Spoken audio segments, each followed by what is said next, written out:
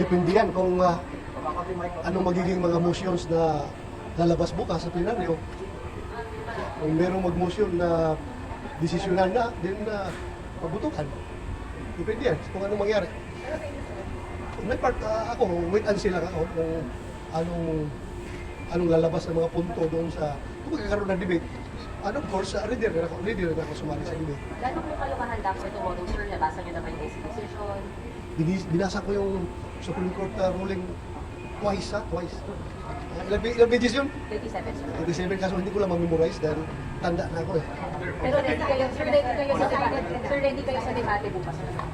Well, ready na ako. Okay, hindi naman ako nagmamagaling-galingan, no? Kundi may mga punto lang din tayo na mapalabas. Depende sa mga puntos na ilalabas nila. That would be a debate with that. But you will move to dismiss.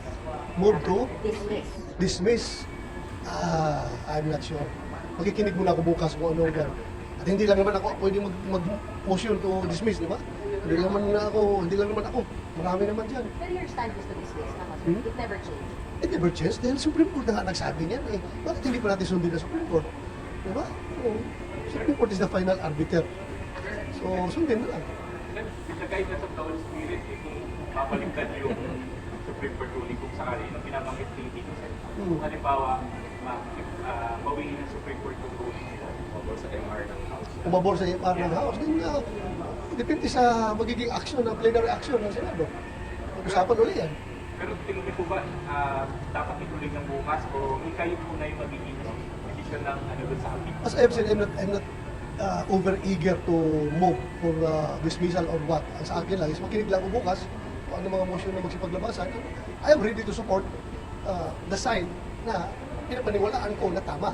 And yung side na yan, sumunod sa order ng Supreme Court. Yan yung aking stand. Sundin ang Supreme Court. Otherwise, ano mangyari sa atin dito? Sa tingin niyo, sir, majority ng mga senador yun ang stand. Kasi sabi ni Senator 20 na daw. Jim Estrada, 19 to 20. Well, sa nakikita ko I'm not speaking for and in behalf of them, pero nakikita ko marami ang gustong sumunod sa order ng Supreme Court. Pero ngayon ang pero yun. Kung po kayo hindi pa kayo bukas mag-decide, dahil po kayo motion for continuity. Depende yan sa mga argumento na maglabasan bukas.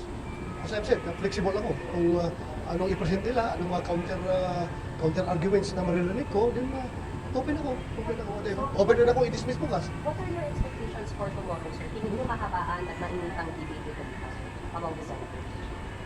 Mahaba kung ang mainit kung 4 versus 20, 4 against 20, maging mainit ba yan? So I tingin don't mo, know. or hindi na pakbakan sa limana yan? Bukas. Well, in the first place nga, para sa akin eh, there's no need for debates. Bakit pag-debatihan yan, nagsalita ng Supreme Court eh? Ha? Nag-desisyon ng Supreme Court, bakit mag-debate pa tayo? Di ba? Sa akin. Hindi ako lawyer, as I've said, pero naniniwala ako that nobody is supreme and above the Supreme Court. Except God. God lang.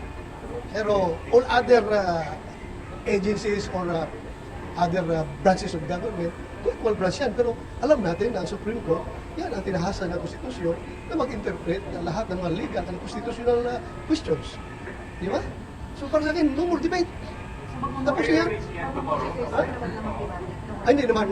Respetuhin ko rin yung pakiusap ni SP na magkakaroon ng debate para mapakinggan ang sides ng yung apat na gustong